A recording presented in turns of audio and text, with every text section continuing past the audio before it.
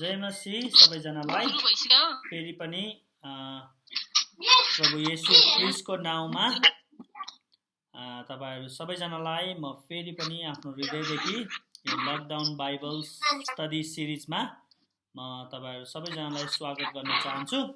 रोनिसा दिदी तपाईको mic of गरिदिनु, हाम्रो सुरु भइसक्यो। हामी योहन्ना 17 अध्यायमा पढ्दै छौं आज है। माइक अफ गरिदिनु।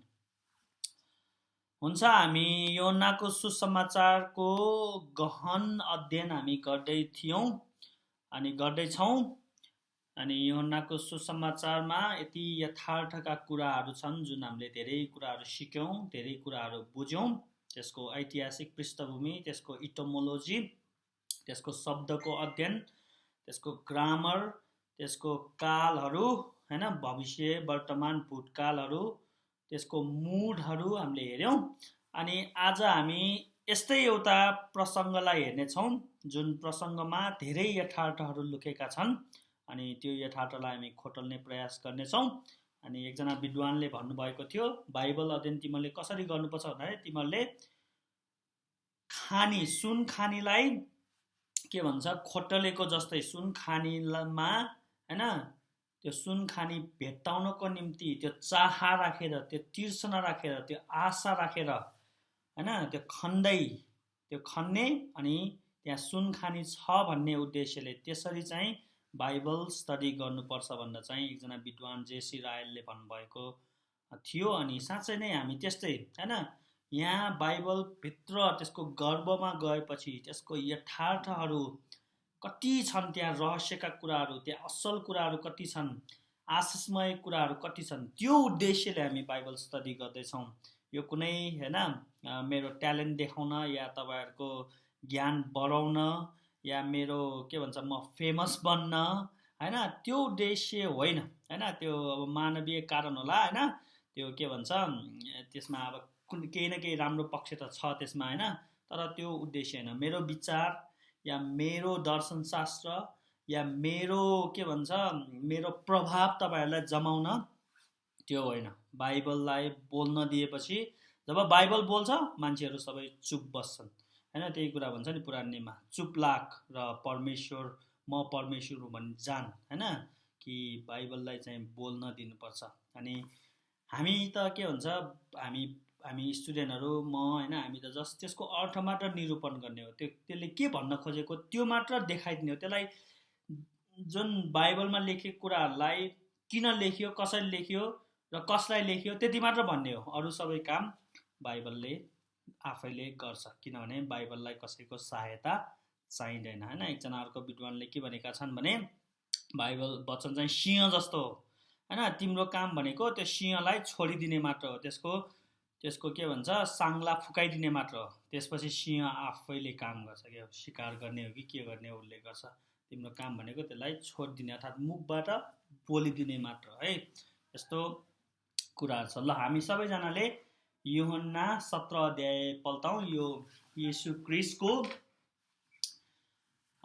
प्रार्थनामा आधारित छ। अनि यो प्रार्थना येशू क्रिस्टले क्रुसमा जानुभन्दा अगाडि गर्नुभएको, केही समय मात्र अगाडि। अनि यहाँ धेरै गहिरा कुराहरू छन्, ती कुराहरू हामी खोटल्ने छौँ। अनि यो योहन्ना 17 अध्यायलाई चाहिँ हाई प्रिस्टली प्रेयर भनेर भन्छ। येशू क्रिस्टको प्रधान पुजारी, महान प्रधान पुजारी हुनुहुन्छ, उहाँको प्रार्थना अर्थात् प्रधान पुजारीको प्रार्थना भनेर चाहिँ यो योहन्ना 17 अध्यायलाई चाहिँ विद्वानहरूले नाम दिएका छन्। अनि त्यो वास्तवमा हो, किनभने यहाँ येशू क्रिस्टले पहिला प्रार्थना गर्नुहुन्छ, त्यसपछि उहाँले चेलाहरूको निम्ति प्रार्थना गर्नुहुन्छ, त्यसपछि त्यो चेलाहरूले बनाउने चेलाहरूको निम्ति प्रार्थना गर्नुहुन्छ। अर्थात् जब महापवित्र स्थानमा प्रधान पुजारी जान्छन् नि, तब त्यस्तै गर्छ नि, उसले पहिला आफ्नो निम्ति बलिदान चढाउँछ, त्यसपछि इजरायलको निम्ति बलिदान चढाउँछ, पहिला आफ्नो निम्ति प्रार्थना गर्छ, त्यसपछि इजरायलको निम्ति प्रार्थना गर्छ। भनेपछि यो सेटिङ, यो सन्दर्भ एकदमै मिल्छ कि यो चाहिँ प्रधान पुजारीको प्रार्थना हो। किनभने अब हिजो हामीले पढ्यौं कि अब प्रधान पुजारी पनि विस्थापन हुन लागेको छ हैन। हिजो विस्थापनको ईश्वरशास्त्र पढ्यौं। हामीलाई थाहा छ नि, हिब्रूको पुस्तकमा त एकदम देख्छ अब येशू क्रिस्ट नै प्रधान पुजारी हुनुहुन्छ, किनभने उहाँ यो छायाको मन्दिरमा हैन तर वास्तविक मन्दिरमा प्रवेश गर्नुभयो। उहाँ थुमाको रगत होइन तर आफ्नै रगत लिएर जानुभयो अनि उहाँ आफ्नै पुजारीगिरीमा प्रधान पुजारीगिरीमा त्यो महापवित्र स्थानमा सधैँको लागि एकचोटि जानुभयो, उहाँले आफ्नो रगत छर्किनु भयो र उहाँ पिताको दायाँ हातमा बस्नुभयो। उहाँ काम सिद्धियो, शेष भयो, त्यो पूर्णता पायो त्यो कामले। अब उहाँ प्रधान पुजारी हुनुभयो अनि उहाँ जब आउनुभयो तब के भन्छ, पहिलाका प्रधान पुजारी र सबै पुजारीलाई उहाँले रद्द गरिदिनु भयो, अर्थात् तिनीहरूलाई विस्थापन गरिदिनु भयो। त्यसको सट्टामा अब नयाँ प्रधान पुजारी चाहिँ आउनुभयो अनि त्यही भएर नयाँ करार, नयाँ प्रधान पुजारी, नयाँ मन्दिर हैन, नयाँ व्यवस्था सबै नयाँ भएका छन् हैन। पुरानो बितिगएको छ, हेर सबै नयाँ भएका छन् भनेर पाउँछ। अनि त्यही भएर यहाँ येशू ख्रीष्ट प्रधान पुजारीको रूपमा यहाँ प्रार्थना गर्दै हुनुहुन्छ। ल हामी योना 17 अध्यायको 1 देखि हामी 5 पद मात्र पढ्नेछौँ अनि यसलाई हामी एकदमै यसको वर्ड स्टडी, यसको टेन्सहरू अनि यसको भाव अनि यसको भावना अनि यहाँ पवित्र आत्माले के बोल्दै हुन्छ, पवित्र आत्माको आवाजलाई हामी यो खण्डमा सुन्ने प्रयास गर्नेछौँ। किनभने पवित्र आत्माले लेख्नु भएको र पवित्र आत्माको आवाज हामीले हरेक वाक्यमा सुन्नुपर्छ। अनि पवित्र आत्माको काम के हो? येशू ख्रीष्टको महिमा गराउन। जब यसको अर्थ हामीले पाउँछौँ, जब त्यो गाठन हामीले भेटाउँछौँ, जब त्यो मोतीहरू बटुल्छौँ, परमेश्वरको पुत्र येशू हाम्रो जीवनमा महिमित हुनुहुन्छ। अनि त्यही हो क्रिस्चियन जीवनको एउटा ठुलो उद्देश्य। ल पढौँ यहाँ। यी कुरा भनिसक्नु भएपछि, अर्थात् यो चाहिँ 16 अध्यायसँग नै सम्बन्धित छ, यो नयाँ सन्दर्भ होइन कि त्यही बेलामा भन्नुभएको अनि यो अध्याय छुट्याउँदाखेरि चाहिँ यसलाई 17 अध्याय भनेर राखेको, तर यो 16 सँगै सम्बन्धित छ। अर्थात् यहाँ पवित्र आत्माको काम, चेलाहरूको शोक आनन्दमा परिणत भएको, त्यही सन्दर्भमा चाहिँ येशू ख्रीष्टले यहाँ भन्नुभएको। यी कुरा भनिसक्नु भएपछि येशूले स्वर्गतिर आँखा उचाली भन्नुभयो, हे पिता, समय आइपुगेको छ, तपाईको पुत्रको महिमा प्रकट गर्नुहोस् र पुत्रले तपाईको महिमा प्रकट गरोस्। जब उहाँले यो कुरा भनिसक्नुभयो, पहिला कुरा योहन्ना 16:33 मा हैन, यहाँ चाहिँ के छ भने, मैले तिमीहरूलाई यी कुरा यसले भनेको छु कि ममा तिमीहरूको लागि शान्ति होस्, संसारमा तिमीहरूलाई सङ्कष्ट हुनेछ तर साहस गर, मैले संसारलाई जितेको छु। त्यसपछि त्यो कुरा भनिसक्नु भएपछि येशूले स्वर्गतिर आँखा उचाल्नु भयो। यहाँ अब अनौठो कुरा छ, संसारलाई मैले जितेको छु रे। त्यो पनि के भन्छ, पूर्ण वर्तमानमा छ। येशू ख्रीष्ट क्रुसमा जानुभएको छैन, उहाँ पुनरुत्थान हुनुभएको छैन, उहाँ स्वर्गारोहण हुनुभएको छैन, उहाँ पिताको दायाँ हातमा बस्नुभएको छैन, तर पनि हुने कुरा उहाँले अघि नै बोलिदिनु भयो हैन। यो कुरा तपाईँले अगमवक्ताहरूको पुस्तकमा नि पाउनुहुन्छ है, यशाया, यिर्मयातिर जुन कुरा भविष्यमा हुनेछ, कति कुरा चाहिँ फ्युचर टेन्समा भविष्यकालमा लेखेको छ, तर कति कुराहरू चाहिँ उनीहरूले पास्ट टेन्समा लेखेको छ कि अलरेडी भइसकेको जस्तै गरेर लेखेको छ। अनि टेन्स पनि त्यही प्रयोग गर्छ, पूर्ण वर्तमान प्रयोग गरेको छ, किनभने उनीहरूलाई शङ्का छैन के जुन कुरा परमेश्वरले भविष्यवाणी गर्नुभएको त्यो कुरा हुन आउँछ भन्ने कुरामा उनीहरूलाई एकदमै विश्वास थियो। अनि त्यो विश्वासले गर्दा उनीहरूले टेन्स पनि चेन्ज गरे कति कुरा, किनभने परमेश्वरले भनेको कुरा झुटो हुनै सक्दैन। यदि झुटो भयो भने त के हुन्छ, झुटो अगमवक्तालाई ढुङ्गाले हानेर मारिन्छ नि हैन। त्यही भएर कति कुरा चाहिँ त्यसलाई चाहिँ के भन्छ, उनीहरूले चाहिँ भएको जस्तै गरेर चाहिँ त्यसरी लेखे हैन। अनि यहाँ पनि त्यस्तो हो, सुसमाचारमा कति कुरा चाहिँ अलरेडी भएको जस्तै गरेर लेखिसकेको छ हैन। उदाहरणको लागि यस संसारको शासकको न्याय भइसकेको छ हैन, तर भएको छैन न्याय, त क्रुसमा हुन्छ नि हैन, तर त्यो अलरेडी हुने भयो भनेपछि यस्तो कुरा येशू ख्रीष्टले र परमेश्वरको वचनले मात्र बोल्न सक्छ। किनभने भोलि झुटो भयो भने त त्यो डेन्जर हो नि हैन, किनभने त त्यो सबै झुटो ठहरिन्छ। तर परमेश्वरले भन्नुभएको कुनै पनि कुरा झुटो ठहरिँदैन भनेर अगमवक्तालाई राम्रोसित थाहा थियो, येशू ख्रीष्टलाई राम्रोसित थाहा छ। त्यही भएर येशू ख्रीष्टले बारम्बार के भन्नुभयो कि अगमबानी पूरा हुनुपर्छ, लेखिएको कुरा सबै मेरो बारेमा लेखिएको सबै कुरा पूरा हुनुपर्छ भनेर। अर्थात् उहाँ त सबै के भन्छ, पिताको इच्छा पालन गर्न आउनु भएको है। स्वर्गतिर आँखा उचाली भन्नुभयो अरे हैन। उहाँले स्वर्गतिर आँखा उचाले अर्थात् उहाँले यो प्रार्थना गर्ने तरिका है, हामी कति भन्छौँ नि प्रार्थना गर्ने तरिका चाहिँ शिर झुकाउने भन्छ नि, तर त्यो मात्र हो त है। हामीलाई जे सिकायो त्यही मात्र सिक्छौँ कि हामीले कतिपल्ट बाइबलका कुराहरू भन्दा आफ्नो ट्रेडिसनलाई माथि, किनभने हामी प्रार्थना गर्दा शिर झुकाउँछौँ रे। तर यहाँ येशू ख्रीष्टले शिर झुकाउनु भयो भएन हैन। त्यसको मतलब शिर झुकाउनु नराम्रो भनेको होइन, त्यो पनि आफ्नो ठाउँमा छ, त्यसले ह्युमिलिटी देखाउँछ, परमेश्वरमा एकदम नम्र भएको। तर कतिपल्ट हामीले स्वर्गतिर आँखा उठाएर प्रार्थना गर्नुपर्ने कुराहरू है, यहाँ येशू ख्रीष्टले त्यही गर्नुभयो, स्वर्गतिर आँखा उचाली भन्नुभयो उहाँले, हे पिता समय आइपुगेको छ, तपाईका पुत्रको महिमा प्रकट गर्नुहोस् र पुत्रले तपाईको महिमा प्रकट गर्छ। यहाँ पिता भनेर सम्बोधन गर्नुभयो र यहाँ दुईटा महिमाहरू, एउटा चाहिँ के हो पुत्रले पिताको महिमा गर्ने, अर्को चाहिँ पिताले पुत्रको महिमा गर्ने। यो दुईटा महिमाको विषयमा येशू ख्रीष्टले यहाँ भन्दै हुनुहुन्छ। त्योभन्दा अगाडि हामी कन्टेक्स्टतिर जाउँ। कन्टेक्स्ट के छ यहाँ है, मैले तपाईँलाई भने हरेक खण्डको कन्टेक्स्ट हुन्छ, त्यो कुन कन्टेक्स्टमा लेखिएको भनेपछि यहाँ कन्टेक्स्ट चाहिँ के हो भन्दाखेरि येशू ख्रीष्टले आफ्नो निम्ति प्रार्थना गर्दै हुनुहुन्छ। किन प्रार्थना गर्नुहुन्छ, अब कन्टेक्स्ट दुई किसिमको छ भनेर भने अर्को चाहिँ यो क्रुससँग कति नजिक छ यो अध्याय, क्रुसमा जानुभन्दा अगाडिको हो कि क्रुसमा जानुभन्दा धेरै अगाडिको हो कि हैन, 3 वर्षको अन्तरालको यो कति नजिक छ। अनि हेर्नु अब येशू ख्रीष्टलाई अर्को अध्यायमा पक्रिँदैछ भनेपछि क्रुस त सायद भोलि या आज राति हुनेवाला छ भनेपछि उहाँको साइकोलोजिकल फिलिङ्सलाई हेर्नुपर्छ, उहाँको भावनात्मक फिलिङ्सलाई हेर्नु पर्यो। उहाँ कसरी अब क्रुस नजिक आएपछि उहाँ कस्तो, उहाँको प्रार्थनाहरू, उहाँको पितासँगको कुरामा कस्तो कुराहरू निस्कियो हैन, ती कुराहरूलाई हेर्नुपर्छ। अनि त्यसले पनि कन्टेक्स्टको काम गर्छ है। मैले अस्ति नै तपाईँहरूलाई भनिसकेँ कि तपाईँ मृत्युको नजिक हुनुहुन्छ भने तपाईँको भावनात्मक अवस्था अर्कै हुन्छ, जब तपाईँ मृत्युभन्दा 3 वर्ष अगाडि हुनुहुन्छ भने अर्कै हुन्छ हैन। यहाँ येशू ख्रीष्टको भावनात्मक, मनोवैज्ञानिक, उहाँको शारीरिक, उहाँको बोली विचार सबै अब के हो एकदमै परिवर्तन हुन थाल्यो। उहाँलाई डर पनि मिसिएको छ, उहाँसँग साहस पनि छ, उहाँलाई त्यो ज्ञान पनि छ म पिताको इच्छा पुरा गर्न आएको हैन। उहाँलाई त्यहाँ शैतानको शक्तिहरू पनि हावी हुन खोजेका छन्, उहाँलाई आफ्नै मानिसहरूले त्यागेका छन्, यहुदीहरूले त्यागेका छन्, आफ्नैहरूका आउनुभयो तर आफ्नैहरूले उहाँलाई त्यागे, चेलाहरूले उहाँलाई छोड्दैछन् भन्ने थाहा थियो। उहाँलाई धेरै हैन सयौं कुराहरू दिमागमा खेलिरहेका छन्, तर उहाँको सबैभन्दा मुख्य कुरा चाहिँ पिताको आज्ञा पालन गर्ने थियो। उहाँले त्यसलाई सबैभन्दा पहिलो प्राथमिकतामा राख्नु भयो।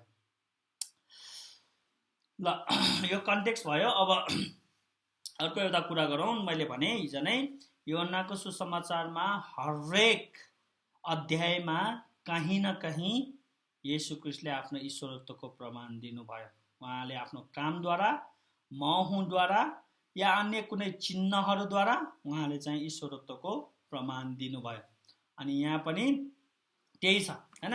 उहाँले पितालाई के भन्नुभयो, हे पिता भन्नुभयो भनेपछि पितालाई आफ्नो भनेपछि यहाँ पनि ईश्वरत्वको प्रमाण उहाँले दिनुभयो हैन। अब त्यो विषयमा हेर्न जाउँ। समय आइपुगेको छ।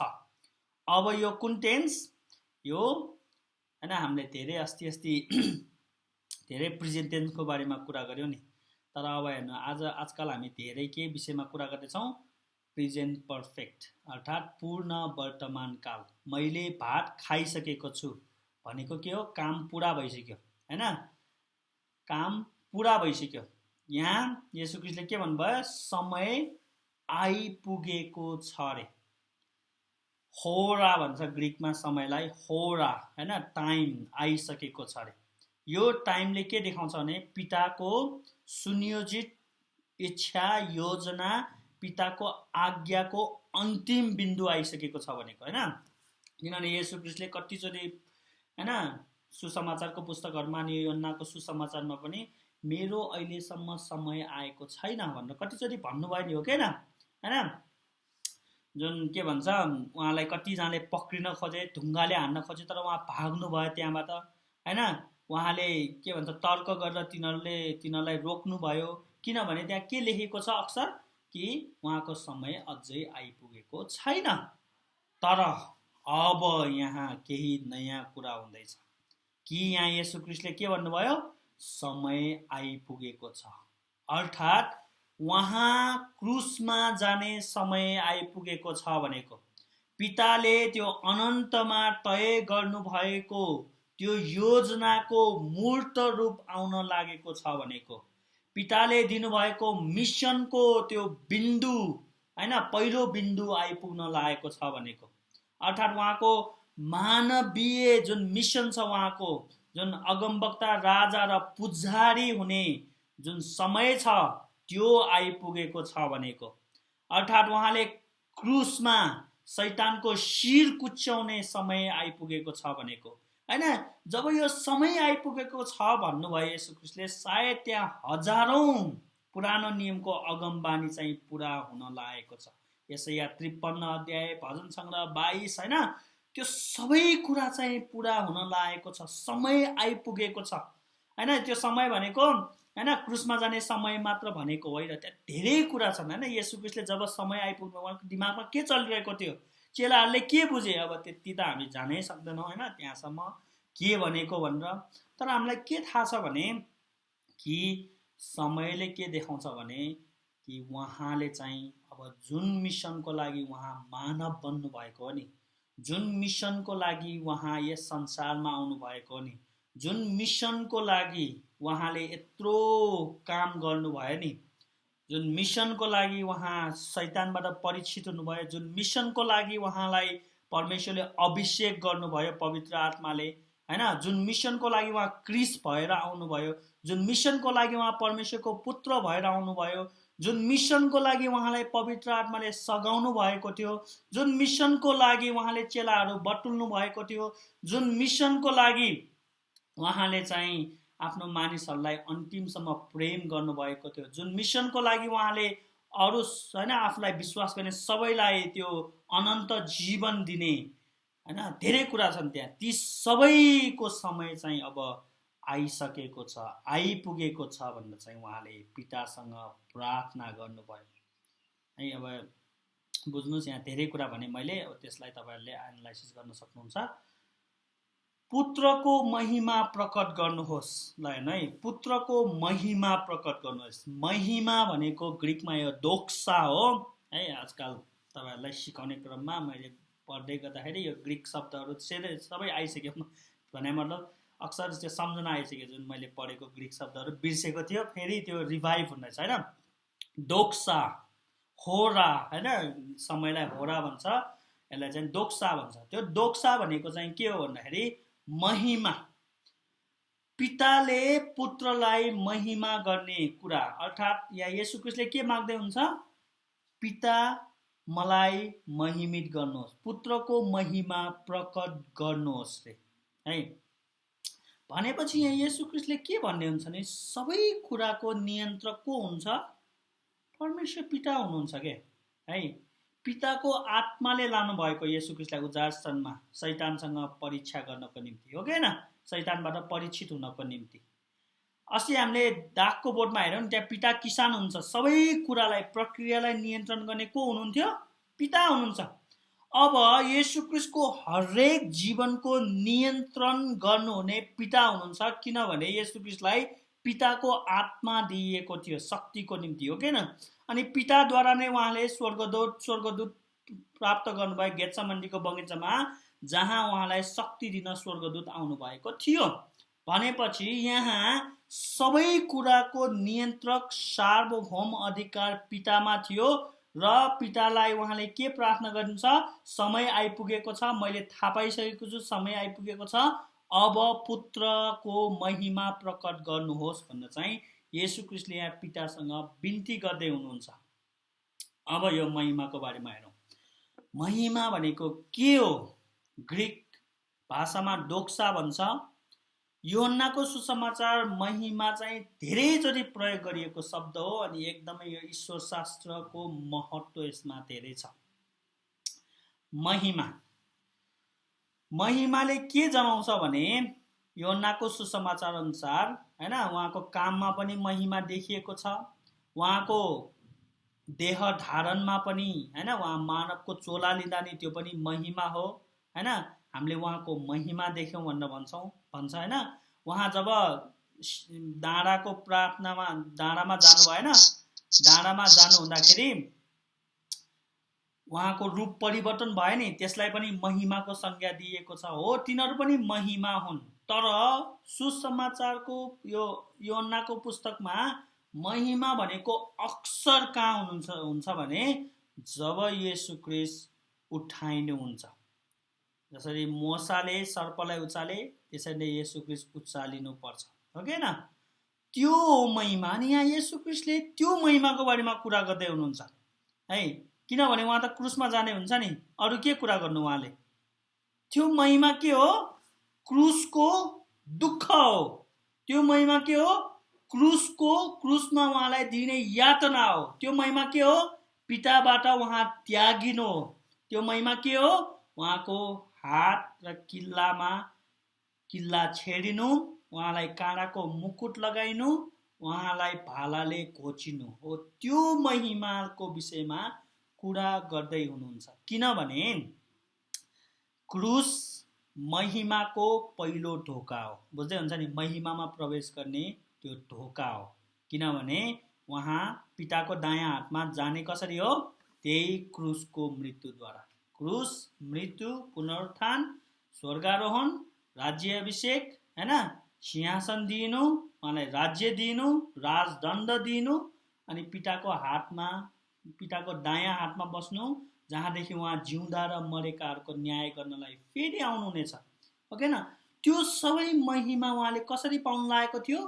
क्रुसको मृत्युद्वारा हैन, क्रुसको दुःखद्वारा चाहिँ उहाँले पाउन लागेका थिए। अनि त्यही महिमाको बारेमा भन्दैछ। अर्थात् उहाँले के भन्नुहुन्छ भने, पिता समय आइपुगेको छ, अब मलाई क्रुसमा जान दिनुहोस् भनेको है। बुझ्दै हुन्छ नि, कति यथार्थको कुरा छ कि येशू ख्रीष्टको मृत्युद्वारा महिमा हुन लागेको छ। अनि त्यो महिमा चाहिँ अर्को कुरा हामीले के पाउँछ भने, त्यो महिमा पिताले पुत्रलाई पहिलादेखि नै दिनुभएको त्यो महान काम थियो। अनन्तमा त्यो अनन्तमा तय भएको योजना, त्यो अनन्तमा तय भएको निर्णयलाई पुरा गर्न येशू ख्रीष्ट आउनु भएको, र त्यो अनन्तमा तय भएको योजनाको समय आइपुगेको छ। पिता आफ्नो पुत्रलाई महिमित पार्नुहोस्, तपाईको पुत्रको महिमा प्रकट गर्नुहोस् भनेर चाहिँ भन्नुभयो है। ग्रीकमा महिमाले के ठ्याक्कै शब्द लाग्छ भने शाही वस्त्र पहिराउनु हो के, एकदमै राम्रो वस्त्र पहिराउनलाई चाहिँ महिमा भन्छ। जसरी हैन, याकुबले आफ्नो छोरा योसेफलाई त्यो वस्त्र दियो नि, सबै दाजुभाइहरू रिसाए नि, हो त्यस्तो अर्थ लाग्छ हैन ग्रीकमा चाहिँ महिमाको। भनेपछि यहाँ येशू ख्रीष्टलाई परमेश्वर पिताले क्रुसमा त्यो रगतताम्य वस्त्र भनौँ हैन, अब त्यसलाई त्यो पहिराउन लागेको छ है। त्यसलाई चाहिँ महिमा भन्छ। किन त्यो महिमा भयो भने, किनभने त्यो कारणले नै हाम्रो मुक्ति सम्भव हुन लागेको छ। बुझ्दै हुन्छ नि किन महिमा हो भनेर? त्यो कारणले नै परमेश्वरको प्रेम सम्भव हुन लागेको छ। योहन्ना 3:16, परमेश्वरले संसारलाई यस्तो प्रेम गर्नुभयो, उहाँले आफ्नो एकमात्र प्रिय पुत्र दिनुभयो। उहाँ क्रुसमा नजाने हो भने हाम्रो निम्ति त्यो नरकीय कारण हुनेछ, हाम्रो निम्ति केही पनि हुन्न, हामी नरक जाने थियौँ हैन। तर येशू ख्रीष्ट क्रुसमा गएकोले भलै त्यो उहाँको निम्ति महिमा हो, तर जुन हामीले सोचेको जस्तो महिमा होइन, तर हाम्रो निम्ति एकदमै ठुलो महिमा हो। किनभने येशू ख्रीष्ट क्रुसमा जानु भएको कारणले नै हामी पापको सर्पले टोकेकाहरूले हेर्यौं र हामी बाँच्यौं, हामीले जीवन पायौं। हामी त्यो विषको असरले, त्यो मृत्युमा हामी जानु परेन, तर हामीले महिमा प्राप्त गर्न लागेका छौँ, त्यो अनन्त जीवन प्राप्त गर्न लागेका छौँ है। येशू ख्रीष्टले त्यही भन्नुभयो कि पुत्रको महिमा प्रकट गर्नुहोस्, क्रुसमा त्यो प्रकट गर्नुहोस्। कि त्यो क्रुस त के हो? सबैको निम्ति घृणित कुरा हो, तर पावलले के भन्छ? तर हाम्रो निम्ति परमेश्वरको शक्ति हो के, परमेश्वरको महिमा हो। त्यो क्रुसमा येशू ख्रीष्ट महिमित हुनुभयो, परमेश्वर मानव जातिको निम्ति मर्न आउनुभयो। त्यो एकदमै ठुलो महिमा हो कि येशू ख्रीष्टले आफ्नो प्राण आफ्नो भेडाहरूको निम्ति अर्पण गर्नु, त्यो एकदमै महिमा हो भनेर चाहिँ पावलले पनि भनेको कुरा चाहिँ हामीले पाउँछौँ है। बुझ्नु भयो नि कि महिमा भनेको के हो, डोक्सा भनेको के हो। र यहाँ अर्को नि महिमाको कुरा गरिरहेको छ, र पुत्रले तपाईको महिमा गरोस्। यहाँ हेर्नु दुईटा महिमाको कुरा छ। उसले उसलाई महिमा गर्ने, पुत्रले पितालाई, पिताले पुत्रलाई, अर्थात् यहाँ के हुन्छ पारस्परिक महिमा भनेपछि संसारको इतिहासमा परमेश्वरको योजनामा एउटा मात्र त्यस्तो बिन्दु छ जहाँ पुत्रले पितालाई, पिताले पुत्रलाई महिमा गर्छ, त्यो भनेको कल्भरी क्रुस हो। बुझ्दै हुन्छ नि, क्रुसद्वारा पिता पुत्रमा महिमित हुनुहुनेछ, पुत्र पितामा, पिता पुत्रमा महिमित हुनुहुनेछ। बुझ्दै हुन्छ नि। स्पिकर अफ गर्नु है त म्यामको।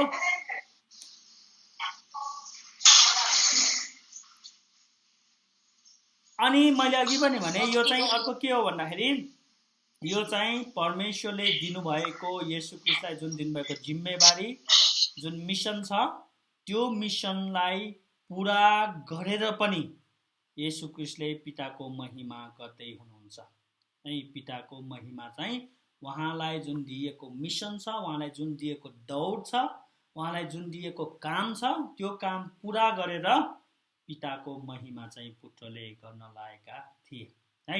र 2 पदमा हेरौँ, यहाँ अब धेरै कुराहरू छन्। किनकि तपाईले उसलाई सबै मानिसहरूमाथि अधिकार दिनुभएको छ, ताकि तपाईले उसलाई दिनुभएका सबैलाई उसले अनन्त जीवन देओस्। कति कति खतरा कुरा हुन्ला है। अब हेर्नु है, तपाईहरुले एउटा नयाँ यथार्थलाई म खोटल्दिनेछु तपाईहरुको निम्ति कि हामीले सोच्छौं कि येशू ख्रीष्ट जब यस संसारमा आउनुभयो अनि मात्र उहाँले यस संसारका मानिसहरूमाथि अधिकार पाए भनेर हामी सोच्छौं, तर यूहन्नाको सुसमाचार अनुसार त्यस्तो छैन। यहाँ के लेखेको छ, किनकि भनेपछि जुन महिमा गर्नुभयो नि पिताले पुत्रलाई, पुत्रले पितालाई, र जुन येशू ख्रीष्ट क्रुसमा जाँदै हुनुहुन्छ नि, त्यो कारणले हेर्नु है, त्यो कारणले अब येशू ख्रीष्ट यूहन्नाको सुसमाचारले हामीलाई अनन्तसम्म लान्छ है। अर्थात् के भन्न खोजेको भने येशू ख्रीष्ट जब क्रुसमा आउनु भयो नि, त्यसपछि चाहिँ त्यो महिमाहरू, जुन आशिषका वचनहरू चाहिँ अब उजागर हुन लागेका छन् के हैन। येशू ख्रीष्ट क्रुसमा नजान्सम्म थाहा थिएन चेलालाई, क्रुसमा गएपछि अब येशू ख्रीष्टको जीवनकालको घटनाको यथार्थ मात्र होइन, अब अनन्तको यथार्थलाई यूहन्नाले यहाँ केलाउँदै हुनुहुन्छ। यहाँ के भनेको छ, किनकि तपाईले उसलाई सबै मानिसमाथि अधिकार दिनुभएको छ, त्यही कारणले तपाई महिमित गर्दै हुनुहुन्छ भन्नुभएको है। अब यो पनि प्रेजेन्ट टेन्समा होइन, यो पनि पूर्ण वर्तमानमा छ, अर्थात् भइसकेको कुरा है। पूर्ण वर्तमान भनेको काम सिधिसक्यो, वर्तमानमा काम सिधिसक्यो। मैले अहिले भर्खरै कुनै काम गरेँ भने त्यो सिध्यो। मैले बिहान चिया खाइसके होइन, खाइसके भन्न त हिजोको कुरा हुन्छ होइन, खाएको छु भन्यो भने चाहिँ पूर्ण वर्तमान, अर्थात् काम सिधिसक्यो केही समय अगाडि। यहाँ हेर्नुहोस्, पूर्ण वर्तमानले के देखाउँछ भन्दाखेरि किनकि तपाईले उसलाई सबै मानिसहरूमाथि हैन, ग्रीकमा पान्ता भन्छ हैन, कि सबै संसारको सबै मानिसहरू, जन्मिन बाँकी, जन्मेर मरिसकेकाहरू, जन्मेर बसेकाहरू, यहाँ संसारमा बसेका अर्थात् वर्तमान, भूत र भविष्यका सबै मानिसमाथि परमेश्वरले येशू ख्रीष्टलाई अधिकार दिनुभएको छ भनेर यहाँ भन्नुभयो है। अधिकार, अख्तियार, त्यो राज्य गर्ने अधिकार, त्यो शासन गर्ने अधिकार, अर्थात् येशू ख्रीष्टमा त्यो सर्वाधिक निहित हैन, सर्वाधिकार निहित छ। येशू ख्रीष्ट यहाँ सार्वभौम हुनुहुन्छ भनेर देखाउनको लागि यो प्रयोग गरिएको, किनभने येशू ख्रीष्टले त्यो अधिकार पिताबाट कहिले पायो? हेर्नु, क्रुसमा गइसकेपछि होइन है, त्यो हो त हुन बाँकी छ क्रुसमा। तर यहाँ के हो, पूर्ण वर्तमानले के देखाउँछ भने यो समयको उत्पत्ति भन्दा अगाडि अनन्तमा परमेश्वर पिताले येशू ख्रीष्टलाई दिनुभएको थियो। बुझ्दै हुन्छ नि है। यदि यहाँ प्रेजेन्ट टेन्स प्रयोग गरेको भए त्यो अर्थ लाग्दैन हैन, त्यही भएर हैन हामी मृत्युबाट जीवनमा सरिसकेका छौँ। त्यो पनि हामी सरिसक्यौँ, भइसक्यो, त्यो काम पुरा भइसक्यो। भले हामी बाँचिरहेका छौँ, हामी तर स्वर्गमा गइसके जस्तै हो। यहाँ पनि के हो, येशू ख्रीष्टले त्यो अनन्तको त्यो अधिकार सबै मानिसहरूमाथि अधिकार कहिले पाउनु भएको रे? अनन्तमा है, सृष्टिभन्दा अगाडि, मानिस जातिको उत्पत्तिभन्दा अगाडि हैन। पिता पुत्रको त समय नै छैन हैन, समय त उहाँले बनाउनु, उहाँहरू टाइम स्पेसमा हुनुहुन्न हैन। त्यही भएर बाइबलले भन्छ एक वर्ष परमेश्वरको निम्ति 1000 वर्ष जस्तो हो, 1000 वर्ष एक दिन जस्तो हो हैन। एक दिन 1000 वर्ष जस्तो, 1000 वर्ष एक दिन जस्तो भनेपछि उहाँलाई टाइम र स्पेस लाग्दैन। उहाँ बुढो हुनुहुन्न हैन, उहाँलाई एक घण्टा पछिको काम, एक घण्टा अघिको काम भनेर हुनुहुन्न। उहाँले भविष्यलाई अहिले गएर भविष्यका कुराहरूलाई निर्धारण गरेर उहाँ फेरि वर्तमानमा फर्किन सक्नुहुन्छ। उहाँ भविष्यमा पनि जान सक्नुहुन्छ, भविष्यको अन्तिम बिन्दुमा पनि जान सक्नुहुन्छ, उहाँ भविष्यको हैन भूतकालमा पनि गएर फर्किन सक्नुहुन्छ। उहाँलाई टाइम र स्पेस लाग्दैन। भनेपछि पिताले उहाँलाई, पुत्रलाई अनन्तमा त्यो अधिकार दिनुभयो। भनेपछि जति पनि मानिस जन्मिन्छन् तिनीहरू सबैको येशू ख्रीष्ट मालिक हुनुहुन्छ है। अधिकार भएपछि के हुन्छ हैन, जसरी नोकर मालिकको नोकरमा कसको अधिकार हुन्छ? मालिकको अधिकार हुन्छ, हो कि हैन? हो, त्यसरी नै यहाँ सबै मानिसहरूमा येशू ख्रीष्टको अधिकार थियो रे। त्यो परमेश्वरद्वारा येशू ख्रीष्टले अनन्तमा प्राप्त गर्नुभएको एकदमै यथार्थ, एकदमै रहस्य। किनकि तपाईले उसलाई भनेको, तपाईँ भनेको परमेश्वर, उसलाई भनेको येशू ख्रीष्टलाई सबै मानिसहरूमाथि अधिकार दिनुभएको छ। यदि यहाँ दिनुहुने छ भन्यो भने चाहिँ हामीले बुझ्छौँ त्यो स्वर्गमा भनेर। दिनुभएको, दिनुभयो भन्यो के भन्छ, दिनुभएको छले के देखाउँछ भन्दाखेरि कि त्यो चाहिँ अलरेडी काम पुरा भइसकेको है। अब फेरि उहाँले पूर्ण वर्तमान प्रयोग गर्छ। ताकि भनेको त्यो कारणले हैन, ताकि तपाईले उसलाई दिनुभएका सबैलाई उसले अनन्त जीवन दियोस्। ल हेर्नु है, अब यहाँ एकदमै बुझ्नु है, परमेश्वरले येशू ख्रीष्टलाई सबैमाथि अधिकार दिनुभयो अरे हैन। सबैमाथि, चाहे क्रिस्चियन होस्, अक्रिस्चियन होस्, बुद्धिस्ट होस्, हिन्दू होस्, संसारका जो पनि मान्छे जन्मेका छन्, जन्मिनु बाँकी छन्, सबैमाथि परमेश्वरले येशू ख्रीष्टमा त्यो अधिकार दिनुभयो। अब यहाँ के भन्नुहुन्छ येशू ख्रीष्टले, अनि ती मानिस सबै मध्ये है, जतिजनालाई तपाईले मलाई दिनुभएको छ नि तिनीहरूलाई अनन्त जीवन देवोस् भनेर।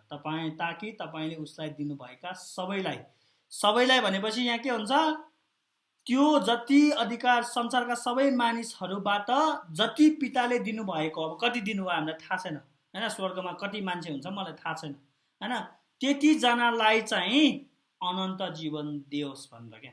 अब यहाँबाट हामीले के पाउँछौँ, सबैजना स्वर्ग जाँदैन भनेर हामीले यो बुझ्छौँ, सबैजनाले विश्वास गर्दैन भनेर हामीले बुझ्छौँ। तर विश्वास नगरे तापनि तिनीहरू येशू ख्रीष्टकै अधिकारको कार्यक्षेत्रमा छन्। येशू ख्रीष्टको इच्छा बिना तिनीहरूको जीवनमा एउटा केस पनि यताउता हुँदैन भनेको, किनभने अधिकार उहाँमा निहित छन् हैन, अधिकार उहाँसँग छ। र ती मध्येबाट जतिलाई पिताले दिनुभयो तिनीहरू सबैलाई अनन्त जीवन दियोस् है। त्यही भएर मैले पहिला नै भने येशू ख्रीष्ट तिनीहरूको निम्ति मर्न आउनु भएको जसलाई पिताले अनन्तमा दिनुभयो है। येशू ख्रीष्ट सबैको लागि मर्नु भएको होइन, सबै मानव जातिको लागि मर्नु भएको होइन है। भन्छ एउटा सिद्धान्तले येशू ख्रीष्टको मृत्यु चाहिँ सफिसियन्ट फर अल, सबैको निम्ति उपलब्ध छ, पर्याप्त छ। बट इफिसियन्ट फर सम, जसले उहाँलाई विश्वास गर्छ तिनीहरूले मात्र उहाँको मृत्युबाट आशिष पाउँछ। अर्थात् उहाँको मृत्युले तिनीहरूलाई मात्र कार्य गर्छ, तिनीहरूको मात्र पाप क्षमा गर्छ। नत्र भए त होइन, उहाँ सबैको निम्ति मर्नु भयो त सबैको पाप क्षमा हुन्छ, सबै स्वर्ग जानु पर्थ्यो नि, हो कि होइन? तर सबै स्वर्ग नजाने भएकोले हामीले के पाउँछौँ, उहाँको मृत्युले तिनीहरूलाई फाइदा गरेनन् है। त्यही भएर हामीले यहाँ चाहिँ यो कुरा पाउँछौँ कि येशू ख्रीष्ट चाहिँ सबैको निम्ति मर्नु भएको होइन है। अब अलिकति अर्को कुरा गरौँ। अब यहाँ चाहिँ येशू ख्रीष्ट परमेश्वरले चाहिँ येशू ख्रीष्टलाई कहिले दिनुभयो अरे यी मानिसहरू है। यहाँ लेखेको छ ताकि तपाईले उसलाई दिनुभएका सबैलाई उसले अनन्त जीवन देओस् है। दिनुभएका, यहाँ पनि कुन टेन्स प्रयोग गरिएको छ? यहाँ पनि पूर्ण वर्तमान प्रयोग गरिएको छ हैन। दिनुभएका भनेपछि यो पनि येशू ख्रीष्टलाई परमेश्वरले यी मानिसहरू जतिजनालाई परमेश्वरले पुत्रलाई दिनुभयो त्यो कहिले दिनुभयो, त्यसको टाइम के हो? अब यो पनि पूर्ण वर्तमान प्रयोग गरेकोले हामीलाई थाहा छ यो उहाँले अनन्तमा दिनुभएको हैन। त्यही भन्नुभएको येशू ख्रीष्टले यूहन्ना 6 अध्यायमा, पिताले खिच्नु नभएसम्म कोही म कहाँ आउन सक्दैन है। अर्को चाहिँ येशू ख्रीष्टले के भन्नुभयो कि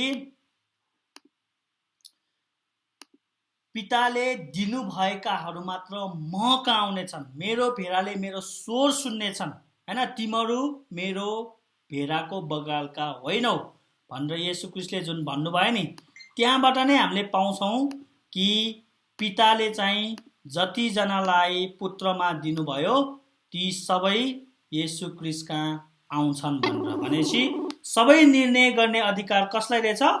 पितालाई रहेछ। पितासँग मात्र त्यो निर्णय गर्ने अधिकार रहेछ भनेर चाहिँ हामीले पाउँछौँ है। बुझ्दै हुन्छ नि तपाईँहरूले कि त्यो अधिकार चाहिँ येशू ख्रीष्टले पिताबाट पाउनु भएको थियो है। हामीले त्यही कुरा गर्यौँ कि यूहन्नामा जुन उहाँले जति दिनुभयो त्यो पनि पूर्ण वर्तमानमा छ, अनि त्यो चाहिँ अनन्तमा दिनुभएको हैन। अनन्तमा पुत्रलाई पिताले चाहिँ दिनुभएको अर्थात् विश्वासी। अर्थात् यहाँ के देख्छौँ भने अर्को येशू ख्रीष्टलाई पिताले मिसन दिनुभयो अनन्तमा, त्यो मिसन पुरा गर्न येशू ख्रीष्ट आउनुभयो, अनि त्यो मिसन पुरा गर्नुभएको बापत उहाँले महिमा पनि पाए, पिताको दायाँ हातमा पनि बस्नु पाउनुभयो, प्लस उहाँलाई चाहिँ इनाम दियो। त्यो इनाम चाहिँ के हो? हामीहरू हौँ जसले उहाँलाई विश्वास गर्छ। त्यो पनि उहाँले त्यो बेला दिनुभएको होइन, अनन्तमै दिनुभएको भनेर हामीले पाउँछौँ। अर्थात् ती येशू ख्रीष्टको अधिकार सबै मानिसहरूमाथि छ। ती मानिसबाट केही मानिस अर्थात् तिनीहरू सबै जसलाई पिताले दिनुभयो त्यो मानिसहरूबाट तिनीहरूलाई उहाँले अनन्तमा दिनुभयो, पुत्रको निम्ति चाहिँ उहाँले दिनुभयो। भनेपछि यसबाट हामीले के पाउँछौँ? अस्ति त एउटा विद्वानले भनेको थियो, मैले पोस्ट गरेको थिएन कि तपाईहरू सबैलाई पिताले तपाईहरू सबैलाई जो विश्वासी हुन् सबैलाई नाम तोकी तोकी पुत्रलाई दिनुभएको रे है। अनौठो छ कि छैन यो कुरा? भनेपछि पिताले प्रिस्कालाई, शान्तिलाई, रोन्सादिदलाई, कमललाई, धनम्यामलाई, मलाई र जो जति संसारमा विश्वासी हुन्छन् नाम तोकी तोकी ल यो चाहिँ तिम्रो भाग हुनेछ भनेर पिताले पुत्रलाई दिनुभएको रे। कहिले? तपाईको जन्म हुनुभन्दा अगाडि, तपाई आमाको गर्भमा बनिनुभन्दा अगाडि, आदम जन्मिनुभन्दा अगाडि है। अब अनन्ततामा त्यो दिनुभएको भनेर चाहिँ भन्छ है। अब एफिसी 2 अध्याय 1 अध्यायमा जानुपर्छ हैन, पढाउन त यो भिडियो रेकर्डिङ हो हैन, तपाईलाई पो थाहा छ, सबैलाई थाहा छैन हैन। प्रुफ गराउन फेरि मेरै विचार मात्र भनेर हैन, यहाँ त मैले प्रचार गरे, मेरै आइडिया मात्र प्रचार गरे जस्तो लाग्छ। म पढिदिन्छु हैन। एफिसी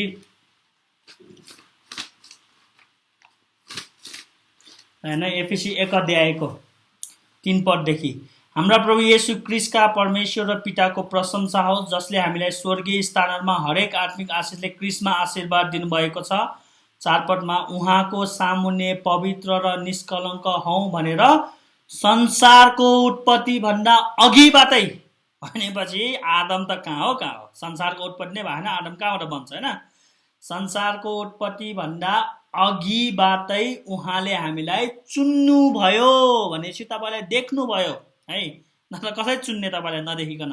हामीले पो देखेका थिएन हाम्रो शरीर आमाको गर्भमा, उहाँले देख्नुहुन्छ के? मैले किन भन्ने, उहाँ आजभन्दा हैन 1000 वर्ष पछि गएर उहाँले भविष्यलाई निर्धारण गरेर फेरि उहाँ वर्तमानमा फर्किन सक्नुहुन्छ। परमेश्वर हुनुहुन्छ के। हामी पो टाइम र स्पेसले हामीलाई बाँडिएको छ, भोलिको कुरा देख्न सक्दैनौँ के। भोलि के थाहा कोरोना भाइरसको औषधि बन्छ कि, हामीलाई थाहा छ? कसैलाई थाहा थियो कोरोना भाइरस आउँदैछ भनेर? थाहा छैन क्या। त परमेश्वरले हजार लाखौँ वर्ष अगाडि गएर उहाँले त्यो परिवर्तन गर्न सक्नुहुन्छ के, चेन्ज गर्न सक्नुहुन्छ। उहाँमा त्यस्तो सक्छ र टाइम मिसिन भन्ने फिल्म हेर्नु भयो नि तपाईँले। टाइम मिसिनमा गएर एकैचोटि 1000 वर्ष अगाडि पछाडि जाने होइन मान्छेको कन्सेप्ट। तर मान्छेमा त्यो असम्भव छ, त्यो फ्यान्टासी हो, साइन्स फिक्सन हो क्या त्यो। तर परमेश्वरमा सक्छ के। त्यही भएर प्रकाशको पुस्तक त्यही त हो नि, आजभन्दा 2000 वर्ष अगाडि लेखिएको प्रकाशको पुस्तक। तर येशू ख्रीष्ट आजको दिनमा आएर यो कोरोना भाइरसको दिन गन्ती गर्नुभयो। कोरोना भाइरस हुन्छ भन्ने कुरा उहाँलाई थाहा थियो, यसको कहिले अन्त्य हुन्छ त्यो पनि तय गरिसक्नुभयो के। त्यस्तो पावरफुल हुनुहुन्छ क्या हाम्रो परमेश्वर, बुझ्दै हुन्छ नि। उहाँलाई भविष्य अगाडिदेखि नै थाहा छ। अल्फा र ओमेगा म नै हुँ भनेको कारण चाहिँ त्यो, उहाँलाई अगाडिदेखि नै सबै कुरा राम्रोसित थाहा छ है। 5 पदमा पढौँ। उहाँको इच्छाको लक्ष्य अनुसार क्रिस्ट येशूद्वारा प्रेममा उहाँले हामीलाई आफ्ना सन्तान हुनलाई कहिले अघिबाटै नियुक्त है, फोर अर्डेन गर्नुभएको थियो। प्रेजेन्ट टेन्स हो, पूर्ण वर्तमान हो। थियो भनेपछि त कहिले कहिले हो, अनन्तमा हो क्या। आदिमा वचन हुनुहुन्थ्यो भने वचन परमेश्वरसँग हुन्थ्यो, वचन परमेश्वर हुन्थ्यो कहिले अनन्तमा के। त्यसरी नै उहाँले चाहिँ अघिबाट उहाँले हामीलाई चुन्नुभयो हैन। उहाँको लक्ष्य अनुसार हामीलाई सन्तान हुन के, येशू ख्रीष्टको सन्तान हुन अर्थात् हामी क्रिस्चियन हुनको निम्ति अघिबाटै नियुक्त गर्नुभएको थियो। यस हेतुले कि उहाँले हामीलाई आफ्ना प्रिय पुत्रमा सित्तैमा दिनुभएको आफ्नो महिमामय अनुग्रहको प्रशंसा होस्। अब यो चाहिँ प्रेजेन्टमा, यो चाहिँ कालखण्ड भनेपछि सबै कुरा पहिला नै अनन्तमा तय भएको थियो र समयको परिपूर्णतामा येशू ख्रीष्ट आउनुभयो। अनि हामी क्रिस्चियन भएपछि बल्ल हामीले रियलाइज गर्यौँ के, हाम्रो ह्युमन रेस्पोन्सिबिलिटीमा हामी मान्छे भएको कारणले बल्ल थाहा भयो हामीलाई, ए यस्तो पो रहेछ। तर यो त कहिले सुरु भएको, अनन्ततामा, बुझ्दै हुन्छ नि। तर हामीले आभास कहिले गर्यौँ, अहिले पो गर्यौँ भनेपछि परमेश्वरको निम्ति त्यो असम्भव छैन, तर हाम्रो निम्ति असम्भव छ कि हामीलाई थाहा छैन कि, बुझ्दै हुन्छ नि। परमेश्वर त तपाईँलाई स्वर्गमा देखिसक्नु भयो क्या, यदि तपाईँ साँचो विश्वासी हो भने तपाईँ स्वर्गमा पुगिसक्नु भयो क्या है। तर हामी पुगेका त छैन कि, आभास हुन बाँकी छ कि, हाम्रो निम्ति मात्र बाँकी छ। तर उहाँको निम्ति भइसक्यो। तपाईँले आमाको घरमा आउनुभन्दा अगाडि नै देख्नु नै परमेश्वरले तपाईँ स्वर्ग जान्छै जान, तपाईँ कहिले मर्ने, कहिले तपाईँ स्वर्ग जाने भनेर उहाँलाई मलाई थाहा छैन भन्नुहुन्छ। उहाँलाई थाहा छ है। त्यही भएर उहाँले चुन्नु भएको अनन्तमा हो। र यो 2 दिनको जिन्दगी हो हाम्रो होइन, कति 70 वर्ष बाँच्ला, 60 वर्ष बाँच्ला, त्यो बेला चाहिँ थाहा हुँदैन उहाँलाई है। त्यो बेला चाहिँ हरेक दिन थाहा हुँदैन। बाइबलले के भन्छ, हाम्रो हरेक कपालको गन्ती भएको छ, दिनको गन्ती भएको छ। परमेश्वरको इच्छा बिना एउटा भङ्गेरा पनि झर्दैन भनेको कारण त्यो है। त्यो भन्दा नि अर्को देखाइदिन्छु म। के भन्छ, रोमी 8 अध्यायलाई पल्टाउँ त होइन। रोमी 8 अध्यायमा झन् कति गहन रूपमा लेखिएको छ यसलाई। रोमी 8 अध्यायमा ल, रोमी 8 को 28 हेर्नु।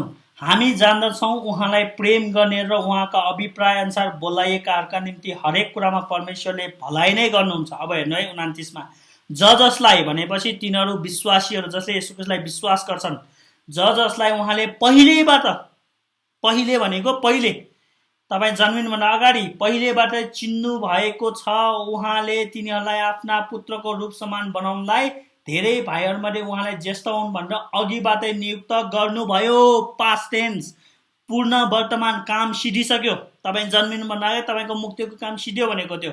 भले हाम्रो निम्ति आभास हुन बाँकी छ। धेरै भाइहरूमध्ये उहाँलाई ज्येष्ठ हुन् भनेर अघिबाटै नियुक्त गर्नुभयो। अनि त्यही जसलाई भनेको 30 भन्ने जजलाई, अर्थात् यहाँ पावलले एउटा जाति, एउटा मानिस अर्थात् एउटा मण्डलीको मात्र कुरा गर्दैछ, जो सबै विश्वासीहरूको समूह हो। चाहे जुनै पनि ठाउँमा होस्, संसारको जुनै पनि कुना होस्, आउनेवाला, गइसकेका र आउने बाँकी, जन्मिन बाँकी जति पनि क्रिस्चियन छ ती सबैलाई जसलाई भनेर सम्बोधन गरेको छ।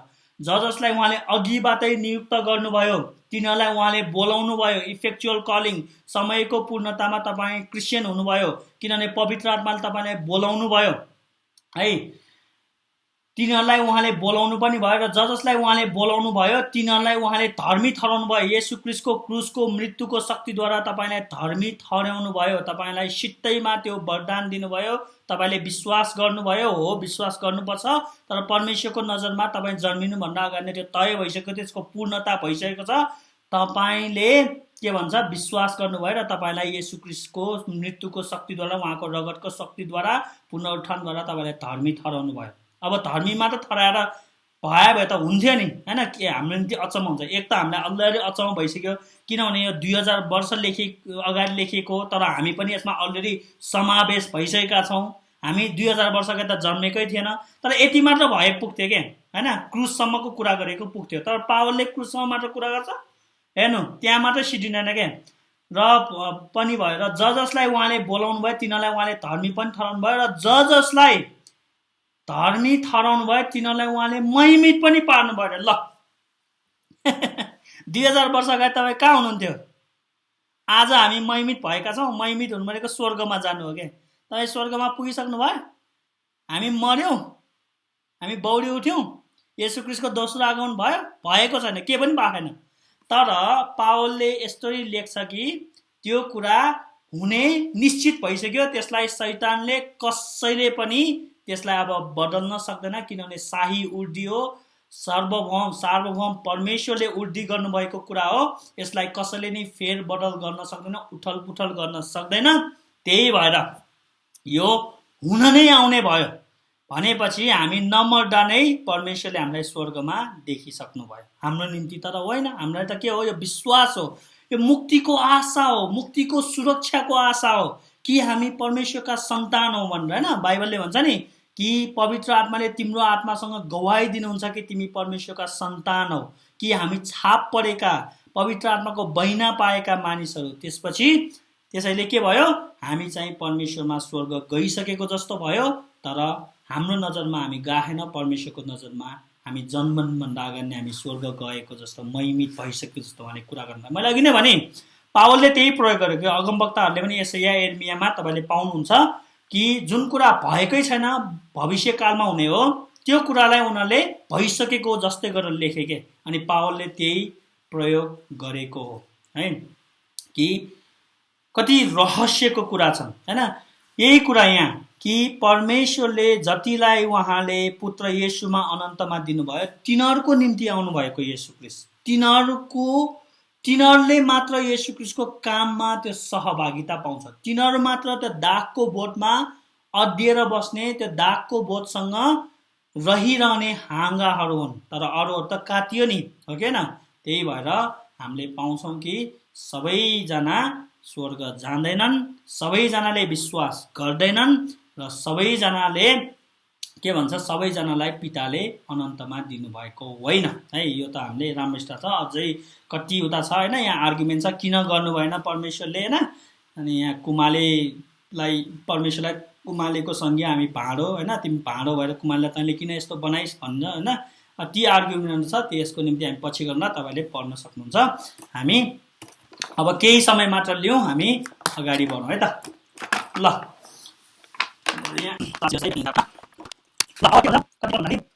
भनेको यही हो कि तिनीहरूले तपाईँ एकमात्र सत्य परमेश्वरलाई चिनुन्, है? तिनीहरूले एकमात्र सत्य परमेश्वरलाई चिनुन्।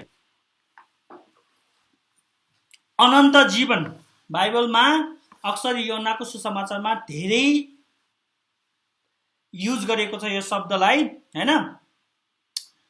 अनन्त जीवन, आयोनेन सोए, हैन? ग्रीकमा आयोनेन सोए भन्छ। जोए भनेको लाइफ, आयोनेन भनेको अनन्त, त्यसबाट एयोन भन्ने शब्द पनि आएको छ इङ्ग्लिसमा।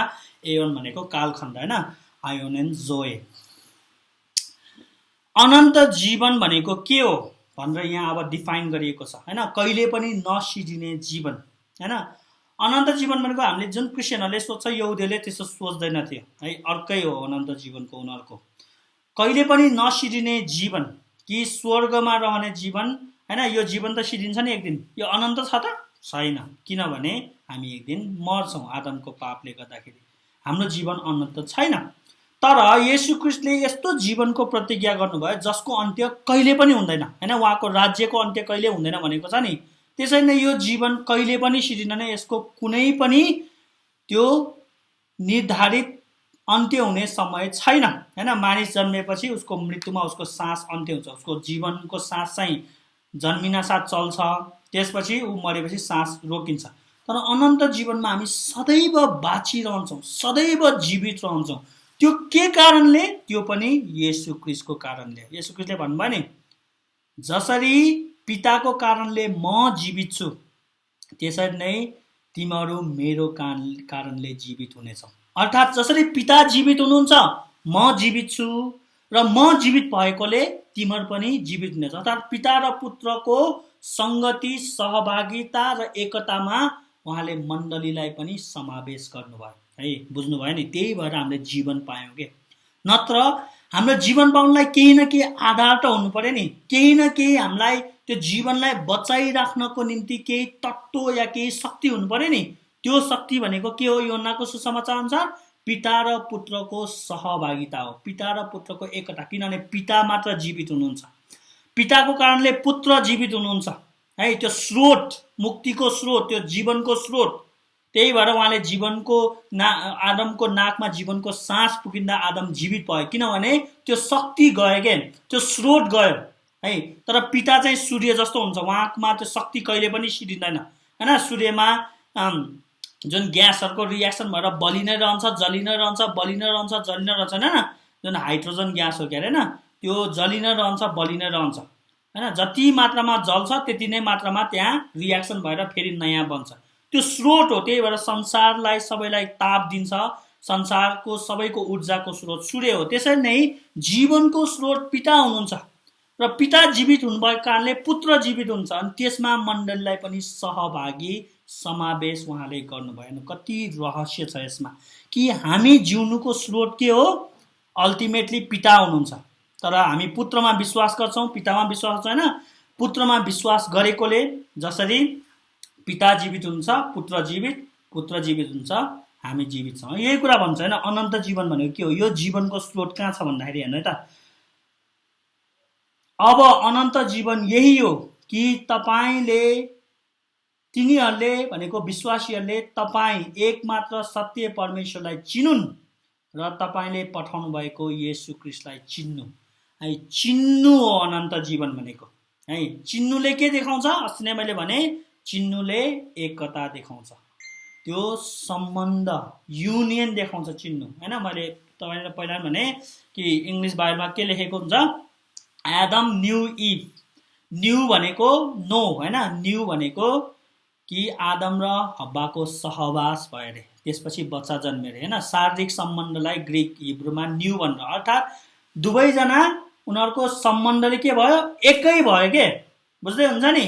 हो, पिताले पुत्रलाई चिन्छ, पुत्रले पितालाई चिन्छ भनेको एकै। तर अब हामी मानवीय दृष्टिकोणबाट कुरा गर्दैनौँ शारीरिक सम्बन्धको हैन, पिता र पुत्रको त्यस्तो होइन हैन। तर त्यही शब्द चलाइएको छ ताकि यस परमेश्वरले हामीलाई मानवीय भाषामा बुझोस् भनेर यस्तो शब्दहरू दिनुभएको के। जसरी लोग्ने स्वास्नी एउटै एकै सम्बन्धमा हुन्छ, एउटै शरीर बन्छ नि, संसारमा अरू कुनै पनि त्यसरी एउटै शरीर बन्दैन है। बच्चाहरू पनि आमा र बुवाको मिश्रण हो नि, त्यही भएर अनुहार मिल्छ हैन।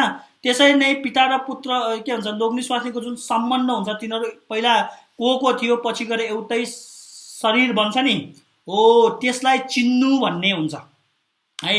चिन्नुले अक्सर हिब्रू बाइबलमा शारीरिक सम्बन्ध कुरा चाहिँ दुईटा शरीर एकै बन्नु। त्यसरी नै पिता र पुत्र पनि एकै हुनुहुन्छ अरे है। किनभने पिताले पुत्रलाई चिन्नुहुन्छ, पिताले पुत्रलाई चिन्नुहुन्छ, पुत्रले पितालाई चिन्नुहुन्छ। अब त्यो अनन्त जीवन भनेको त्यो चिन्नु हो। अब मण्डलीले येशू ख्रीष्टका भेडाहरूले येशू ख्रीष्टको स्वर सुन्छन् रे, उहाँको स्वर चिन्छन् भनेपछि हामीले येशू ख्रीष्टलाई विश्वास गर्ने, उहाँलाई चिन्नु हो हैन, उहाँलाई देख्नु हो भनेपछि अब स्पष्ट भयो नि हैन। अब अनन्त जीवन हो कि तिनीहरूले तपाईँ एकमात्र सत्य परमेश्वरलाई चिनुन् र तपाईँले पठाउनु भएको येशू ख्रीष्टलाई चिनुन्, अर्थात् पिता र पुत्रलाई चिनुन् रे। अनि यो चिनाउने काम कसले गर्नुहुन्छ? पवित्र आत्माले गर्नुहुन्छ। भलै तपाईँले भन्नुहुन्छ पवित्र आत्मा खोइ भन्नुहुन्छ हैन, तर यो चिनाउने काम पवित्र आत्माले गर्छ। त्यही भएर पवित्र आत्माले के भन्नुभयो? पिताको र पुत्रको आत्मा हो के। उहाँलाई चाहिँ पिताले पुत्रको माध्यमद्वारा पिता र पुत्रले मण्डलीलाई दिनुभएको है। त्यही भएर हामीले येशू ख्रीष्टलाई र पितालाई चिन्यौँ। त्यही चिन्नु नै हामी पनि पिता र पुत्रको त्यो एकतामा हामी पनि समावेश गरियौँ। अनि त्यो नै हो अनन्त जीवन। त्यही भएर पिता कहिले पनि नाश हुनुहुन्न, पुत्र कहिले पनि नाश हुनुहुन्न, अब हामी पनि कहिले पनि नाश हुन्नौँ है। हिन्दू धर्ममा पनि यस्तै यस्तै कुरा छ कि मुक्ति भनेको के हो? ब्रह्म प्राप्ति रे हैन, कि मुक्ति भनेको ब्रह्म प्राप्त हुनु। अर्थात् एउटा त्यो जन्म र मृत्युको साइकल छ हैन। मान्छे जन्मिन्छ, वयस्क हुन्छ, बुढो हुन्छ, मर्छ, फेरि पुनः जन्म हुन्छ, फेरि वयस्क हुन्छ, जन्मिन्छ, मर्छ हैन। त्यो चलि नै रहन्छ रे। तर अब भन्छ नि हैन, यो राधे राधे धेरै भन्यो भने, कृष्ण कृष्ण धेरै भन्यो भने कृष्णले उसलाई के गर्छ रे? त्यो साइकलबाट, त्यो चक्रबाट मुक्त गरिदिन्छ नै। उनीहरूले ईश्वर प्राप्त हुन्छ, ईश्वरसँग एक हुन जान्छ रे, युनियन है। त्यस्तै कुरा चाहिँ हिन्दू धर्ममा नि लेखिएको छ। तर हामी त्यो कुरा विश्वास गर्दैनौँ। हामी के विश्वास गर्छौँ भने हामी साँचो परमेश्वरसँग हामी समावेश, इन्क्लुसिभ हुन गइरहेका छौँ।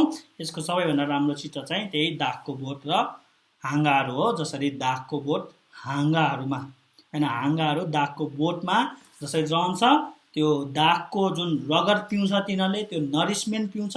र त्यो हैन दागको बोट र हाँगा देख्दा हामीले त के भन्छौँ? रुख भन्छौँ नि हैन। पछि केलाएपछि पो यो हाँगा हो, यो पात हुन्छ, त एकैचोटि झ्वात्ता हेर्दा रुख भन्छौँ। हो त्यसरी नै अब मण्डली, पिता र पुत्र र पवित्र आत्माको सबै सहभागिता चाहिँ हामीले अब देख्छौँ। र हामीले प्रकाशको पुस्तकमा नि अब परमेश्वरको वास मानिसहरूसँग भएको छ है। अनन्त जीवन बुझ्नु भयो नि? त्यो अनन्त जीवन भनेको है। तपाईँहरूले पहिला कसरी बुझिराख्नु भएको थियो या तपाईँहरूले बुझ्नै भएको थिएन होला। यसलाई भन्छ अनन्त जीवन, कि परमेश्वर पिता र पुत्र येशूको जीवनमा सहभागी हुनु र उहाँहरूको त्यो जीवन, त्यो स्रोत हो, उहाँहरू बगि नै रहन्छ अविरल, कहिले पनि नसिद्धिने। त्यो जीवनले हामीलाई पनि सदैव जीवित राख्छ।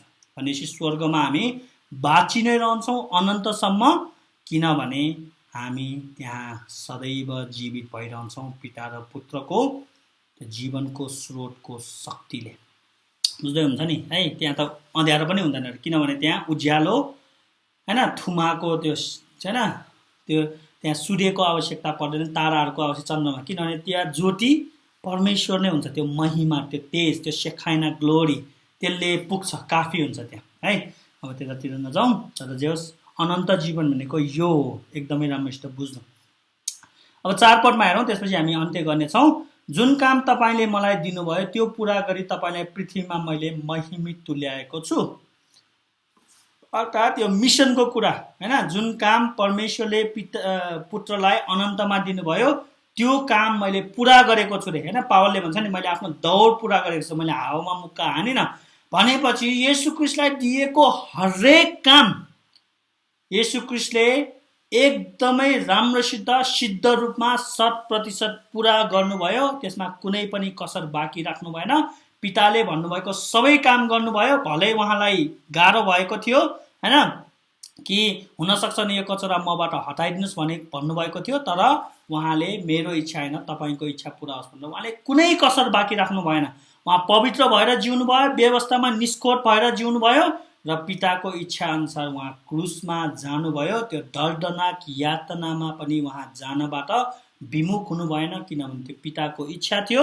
उहाँले सबै कुरा 100% सिद्ध रूपमा पालन गर्नुभयो। जुन अगाडिका कुनै पनि राजा, कुनै पनि अगमवक्ता, कुनै पनि पुजारी, दाउद, मोसा, एलिया, कसैले पनि त्यो पुरा गर्न सकेका थिएन। येशूले अनप्रेसिडेन्टेडली हैन, पहिला कहिले पनि नहुने किसिमले त्यसरी पुरा गरिदिनु भयो र पिताको हरेक आज्ञालाई उहाँले शिरोपर गरेर त्यसलाई क्रुसमा लगेर पूर्णता दिनुभयो। जहाँ उहाँले आफ्नो जीवन मात्र होइन हैन, उहाँले आफ्नो के भन्छ, एक्टिभ र प्यासिभ ओबिडियन्स भन्छ, उहाँको आज्ञा मात्र पालन गर्नुभएको होइन, उहाँले भन्नुभएको काम र मिसन मात्र गर्नुभएको होइन।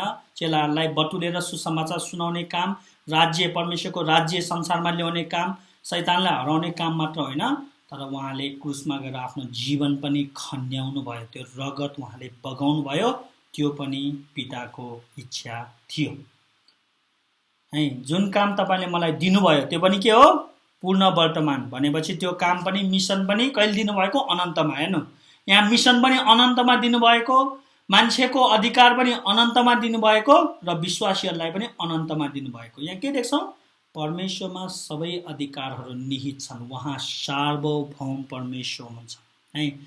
उहाँ सार्वभौम परमेश्वर हुनुहुन्छ भनेपछि यो कोरोना भाइरस आउँछ भनेर उहाँलाई थाहा थियो। कहिले थाहा थियो? हिजो हो, अस्ति हो? होइन हैन, 2-3 महिना अगाडि, 5-10 महिना अगाडि हो? होइन, अनन्तमै थाहा थियो। र यो कोरोना भाइरस कहिले सिद्धिन्छ उहाँलाई थाहा छ। यो कोरोना भाइरस त कतिजना मान्छे मर्छ उहाँलाई थाहा छ। यो कोरोना भाइरस कतिजना विश्वासीहरू उहाँले स्वर्ग लानुहुन्छ यो कारणले यो थाहा छ हैन। सबै कुरा थाहा छ। उहाँको नियन्त्रणभन्दा बाहिर कुनै पनि कुरा जान सक्दैन। उहाँको अनुमति बिना केही पनि हुन सक्दैन। शैतानलाई पनि उहाँको अनुमति चाहिन्छ है। अब यो रहस्य म पूर्ण रूपमा बुझ्न सक्दिनँ, तर यदि परमेश्वरलाई भविष्यको कुरा थाहा छैन भने परमेश्वर बन्नबाट रोकिनुहुन्छ कि उहाँ परमेश्वर हुनुहुन्न। यदि कोरोना भाइरसको बारेमा परमेश्वरलाई थाहा छैन र कोरोना भाइरसमा परमेश्वरको नियन्त्रण छैन भने परमेश्वर हुनुहुन्न, कोरोना भाइरस चाहिँ परमेश्वर हुन्छ। किनभने कोरोना भाइरस भन्दा परमेश्वर भन्दा शक्तिशाली कोरोना भाइरस हुन्छ कि बुझ्दै हुन्छ नि। परमेश्वरको सार्वभौमिकता भनेको के हो? परमेश्वर हुनुहुन्थ्यो के। उहाँ सार्वभौम हुन सक्नु भएन, उहाँले सबै कुरामाथि नियन्त्रण र अधिकार गर्न सक्नु भएन भने जसले जुन कुरामा उहाँले गर्न सक्नुहुन्न त्यो चाहिँ परमेश्वर हुन्छ क्या। बुझ्दै हुन्छ नि है। त्यसैले उहाँले हाम्रो जन्म मृत्यु मात्र होइन, जन्म र मृत्युको बिचमा हुने सबै कुरालाई उहाँले निर्धारण गर्नुभएको। उहाँको अभिप्राय अनुसार बोलाइएकाहरूको निम्ति र परमेश्वरलाई प्रेम गर्नेको निम्ति उहाँले सबै कुरामा भलाइ र असल गर्नुहुन्छ भनेको वचन त्यो है। उहाँको अभिप्राय अनुसार पहिला नै बोलाइएको है। अब कति कुरा छन् यसमा। जुन कुरा तपाईँले मलाई दिनुभयो त्यो पुरा गरी हैन, जुन कुरा अनन्तमा दिनुभयो त्यो इतिहासमा मैले पुरा गरी तपाईँलाई पृथ्वीमा मैले महिमित तुल्याएको छु। अर्थात् पिताको आज्ञा पालन गर्नु नै महिमित तुल्याउने हो। त्यो काम सिद्धिसक्यो। पिताले दिनुभएको सबै आज्ञालाई उहाँले पालन गरेर सुसमाचार इजरायलमा हराएकाहरूलाई खोज्न आउनु हैन। उहाँको काम जुन येशू ख्रीष्टको काममा पिताको महिमा हुनु हैन, क्रुसमा जानु, यो सबैले के देखाउँछ भने पिताको आज्ञा सिरोपर गर्नुभएको है। त्यो प्यासिभ र एक्टिभ ओबिडियन्स, सक्रिय र निष्क्रिय दुवै आज्ञाकारितालाई येशू ख्रीष्टले अब क्रुसमा पूर्णता दिँदै हुनुहुन्छ। अब 5 पद एउटा हेरौँ, त्यसपछि हामी सिध्यो है। हेर्नु यहाँ पृथ्वीमा मैले महिमित तुल्याएको छु रे भनेपछि परमेश्वरको महिमा त स्वर्गमा अलरेडी छ। पृथ्वीमा जुन महिमा आदमले गुमाएको छ त्यसलाई पूर्ण दाबी गर्न येशू ख्रीष्ट आउनुभयो। त्यो महिमा जुन गुमेको थियो त्यो महिमालाई फेरि पनि उहाँले विस्तार गर्न आउनुभएको। त्यही भएर बाइबलले भन्छ, हामीले प्रार्थना गर्छौँ नि हैन, हे हाम्रा स्वर्गमा बस्नुहुने पिता, तपाईँको नाम पवित्र गरियोस्, तपाईँको राज्य आओस्, जसरी पृथ्वीमा छ जसरी स्वर्गमा छ त्यसरी नै यस पृथ्वीमा आओस् भनेपछि येशू ख्रीष्ट एजेन्ट हुनुहुन्छ परमेश्वर तर्फबाट पृथ्वीमा पनि परमेश्वरको राज्य सुरु गर्नको निम्ति। जुन दानियल अगमवक्ताको भविष्यवाणीमा छ कि त्यो ढुङ्गा बढ्दै गयो, संसारभरि ठुलो हुँदै गयो र त्यसले सबै कुरालाई चकनाचुर पार्यो। त्यो मूर्तिलाई हैन, नबुकदनेस्जरले देखेको सपनाको मूर्तिलाई, र त्यसको अन्त्य कहिले पनि हुने छैन। म हैन येशू ख्रीष्टको जन्म हुने दाउदको सिंहासन दिनेछु, त्यसको अन्त्य कहिले पनि हुने छैन भनेपछि यहाँ पिताको एजेन्ट भएर, पिताबाट उहाँ आउनु भएर पिताको महिमालाई संसारमा विस्थापित गर्न थाल्नु भएको। त्यही हो परमेश्वरको राज्य भनेको, त्यही हो हैन। नेपालमा नि आएको छ, हामी कति क्रिस्चियन छौँ, यो परमेश्वरको राज्य बढ्दै गएको अनि त्यहाँ पढ्यो नि हामीले, यो जीवनको पानी बग्दै आएको नेपालसम्म। जहाँ जहाँ त्यहाँ बल्छ त्यहाँ प्रशस्त माछा, एकदमै प्रशस्तको जीवन, त्यहाँ अनन्त जीवन चाहिँ मान्छेले पाउँछ है। अब हे पिता, अब यहाँ एउटा इन्ट्रेस्टिङ कुरा हेरौँ त्यसपछि सिधै हुन्छ है। अब हे पिता, संसारको सृष्टि हुन अघि तपाईँको सम्मुख मेरो जुन महिमा थियो, अब यहाँ थियो प्रयोग गरेको छ। थियो भनेको झङ अझ पर लगेको के, पूर्ण वर्तमानले केही समय पर लान्छ हैन, थियोले त्योभन्दा झन अगाडि लान्छ। त दुवै एउटै हो क्या। नेपालीमा अब ठ्याक्कै त्यो क्याप्चर हुँदैन, ग्रिकमा हेर्नुपर्छ हैन। तर नेपाली बाइबलमा चाहिँ त्यस्तो थियोले झन् हिजो अस्तिको कुरा गर्छ, भएको छले चाहिँ एकछिनको कुरा गर्छ हैन। तर दुईटै उस्तै हो। अब हे पिता, फेरि पिता भन्नु सम्बोधन गर्नुभयो येशू ख्रीष्टले, आफ्नो ईश्वरत्व देखाउनु भयो। संसारको सृष्टि हुन अघि भनेपछि आदम र हवा बन्न अगाडि, पृथ्वी बन्न अगाडि, तारा नक्षत्र बन्न अगाडि तपाईको सम्मुख, हैन, मेरो जुन महिमा थियो, सम्मुख भनेको आदिमा वचन हुन्थ्यो, वचन परमेश्वर थियो, वचन नै परमेश्वर हुन्थ्यो, एक अर्कासँग मुखामुख हेरिराख्नु भएको अर्थ लाग्छ ग्रीकमा। भनेपछि पिताले पुत्रलाई हेरिराख्नु भएको, पुत्रले पितालाई, सम्मुख भनेको एक अर्कासँग है।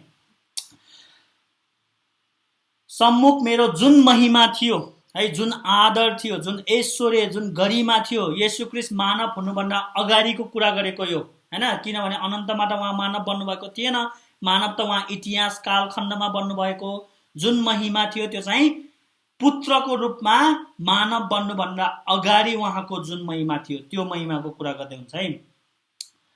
संसारको सृष्टि हुन अगाडि तपाईको सम्मुख मेरो जुन महिमा थियो, त्यसैले भनेको त्यही महिमाले भनेको, अरू होइन, हैन, अरू होइन, त्यही महिमाले, त्यसैले आफ्नो उपस्थितिमा मलाई महिमित पार्नुहोस् है। यहाँ दुईटा कुरा अनाउँछ। एउटा त येशू ख्रीष्ट परमेश्वरको उपस्थितिमा पुग्नै भएको थिएन, अर्को त उहाँले त्यो महिमा खोज्नुभयो जुन उहाँसँग अनन्तमा पिताले उहाँलाई दिनुभएको थियो। अब यहाँ के हो अचम्मको कुरा? अचम्मको कुरा धेरै छ है, म केही मात्र भनेछु। यहाँ अचम्मको कुरा के हो भन्दाखेरि येशू ख्रीष्टसँग त्यो महिमा थियो, उहाँलाई त्यो महिमा अब उहाँले शरीरमा नै, मेरो मानवत्वमा नै मलाई दिनुहोस् भनेर पितासँग बिन्ती गर्दै हुनुहुन्छ। बुझ्दै हुन्छ नि? उहाँसँग ईश्वरत्वमा त्यो महिमा अनन्तदेखि नै थियो, अब मलाई मानवत्वमा, यो मरियमको गर्भबाट निस्केको शरीरमा, यो शैतानबाट परीक्षित भएको शरीरमा, यो तपाईको व्यवस्था मैले पुरा गरेको शरीरमा, यो रगत र मासुको शरीरमा नै मलाई महिमित गर्नुहोस् पिता भनेर चाहिँ उहाँले प्रार्थना गर्दै हुनुहुन्छ। कुन महिमाले? त्यही महिमा जुन महिमा मसँग तपाईको दायाँ हातमा पुत्र भएर ईश्वरत्वमा हुँदाखेरि मलाई तपाईले दिनुभएको थियो, त्यही महिमा अब मलाई मानवत्वमा दिनुहोस्, यो शरीरमा दिनुहोस् पिता भनेर चाहिँ उहाँले परमेश्वरसँग बिन्ती गर्दै हुनुहुन्छ है। मेरो अस्तिको वचन सुन्नुभयो भने तपाईहरुले पाउनुहुन्छ कि पहिला येशू ख्रीष्टलाई त्यो महिमा थियो, येशू ख्रीष्ट पुजारी, राजा, अगमवक्ता भएर उहाँ बस्नु भएको थियो त्यहाँ, अनि उहाँलाई स्वर्गदूतहरूले त्यो बेला नै पुज्छन्, त्यो बेला नै धर्मगुरुहरूले उहाँलाई पुज्छन्, आदर गर्छन्, महिमा दिन्छन्। अब इन्ट्रेस्टिङ कुरा के हो भने उहाँलाई अब स्वर्गदूतहरूले शरीरमा पुज्छन्, धर्मगुरुहरूले शरीरमा पुज्छन्, उहाँ अब राजा, अगमवक्ता, पुजारी शरीरमै हुनुभएको छ। उहाँको अब त्यो मानवत्वमा, हाइपोस्टाटिक युनियन, ईश्वर र मानव एक हुनुभयो, त्यसमा अब पुज्छन् भनेपछि धेरै फरक छ। ईश्वरत्वमा पुज्नु र अब मानव भएर उहाँ परमेश्वरको दायाँ हातमा बस्नु, त्यो पुज्नु धेरै फरक छ। अनि यहाँ के भनेको छ यहाँ नै, पहिला येशू ख्रीष्ट उहाँको सम्मुख थियो रे, पिताको सम्मुख, अब मलाई मेरो तपाईको उपस्थितिमा रे भनेपछि यति बेला त येशू ख्रीष्ट उपस्थितिमा जानुभएको थिएन नि। भनेपछि यहाँ येशू ख्रीष्टले के भन्ने हुन्छ? महिमाको कुरा र उपस्थिति है। यसले के देखाउँछ भने मलाई अब क्रुसमा जान दिनुहोस् भनेको, किनभने महिमा कहाँ हुन्छ? क्रुस पहिलो चरण हो हैन, पहिलो महिमामा जाने त्यो पहिलो ढोका हो, त्यहाँबाट छिर्न दिनुहोस्। त्यसपछि म क्रुसमा गएपछि त्यहाँ यातना भोगेर तपाईबाट मैले त्यागिन्छु, मेरा मानिसहरूको निम्ति म मर्छु, त्यसपछि म मृत्युमा जान्छु, त्यसपछि पुनरुत्थान हुन्छु, त्यसपछि म स्वर्गारोहण हुन्छु हैन, स्वर्गमा आउँछु, तपाईले सभा बोलाएर स्वर्गदूतहरूले मलाई पुज्ने छन्, त्यसपछि मेरो त्यहाँ महिमा हुनेछ, मलाई तपाईले राज्य दिनुहुन्छ, मलाई त्यहाँ कोरोनेसन अर्थात् राज्य अभिषेक गर्नुहुनेछ, मलाई राजदण्ड दिनुहुनेछ, हिब्रू 1 को सबै पुरा हुन्छ हैन, त्यसपछि तपाईले मलाई दायाँ हातमा बस्न दिनुहुनेछ भनेपछि यो महिमा एउटा प्याकेज हो। अब त्यो भनेको तपाईको उपस्थितिमा मलाई महिमित पार्नुहोस्। जब येशू ख्रीष्ट पिताको दायाँ हातमा बस्नुभयो तब त्यो महिमाले पूर्णता पायो। तर त्यो महिमाले पूर्णता किन पायो? किनभने पिताको आज्ञा उहाँले पालन गर्नुभयो, क्रुसको मृत्युलाई उहाँले भोग्नुभयो र उहाँलाई दायाँ हातमा राख्नुभयो, जबसम्म तिम्रो शत्रुलाई म आफ्नो तिम्रो पाउदान तुल्याउँदिन। पिताले भन्नुभयो तिमी मेरो दायाँ हातपट्टि बस। भजन सङ्ग्रहको अगमबानी हो कि भनेपछि येशू ख्रीष्टले के भन्नुभयो, जुन महिमा मसँग ईश्वरत्वमा अनन्तमा थियो त्यो महिमा अब मलाई मानवत्वमा नै क्रुसद्वारा दिनुहोस्, ताकि किनभने क्रुसमा नगइकन उहाँ पिताको दायाँ हातमा बस्न पाउने थिएन। उहाँ सिधै त्यहीँबाट स्वर्ग गएर उहाँ जान पाउने थिएन, किनभने क्रुस उहाँको, यदि उहाँ सिधै स्वर्ग गएर पिताको आज्ञा भङ्ग भयो, उहाँ त पापी हुनुहुन्छ के, हाम्रो मुक्ति गुम्छ।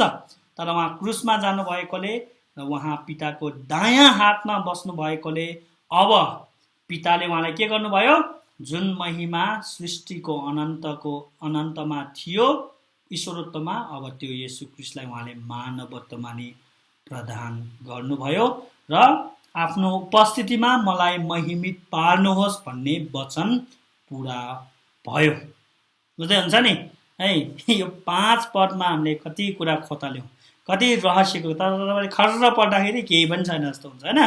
त्यही भएर यहाँ धेरै रहस्यको, येशू ख्रीष्टको व्यक्तित्व र कार्यको विषयमा चाहिँ लेखिएको कुरा पाउँछौँ। र सबैको पहिलो बिन्दु कुन हो, क्रुस हो। यो सबै महिमा चाहिँ यूहन्नाको सुसमाचारमा क्रुसलाई देखाउँछ।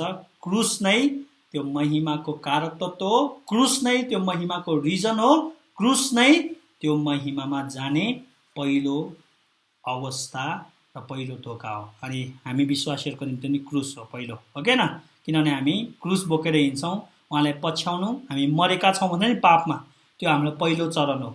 दोस्रो चरण के हो, हामी मर्छौँ एक दिन। तेस्रो चरण के हो, येशू ख्रीष्ट फेरि आउनुहुनेछ होइन, मर्छौँ, हाम्रो आत्मा स्वर्ग जान्छ। येशू ख्रीष्ट फेरि आउनुहुनेछ जिउँदा र मरेकाहरूको न्याय गर्न, हामी बौरी उठ्छौँ।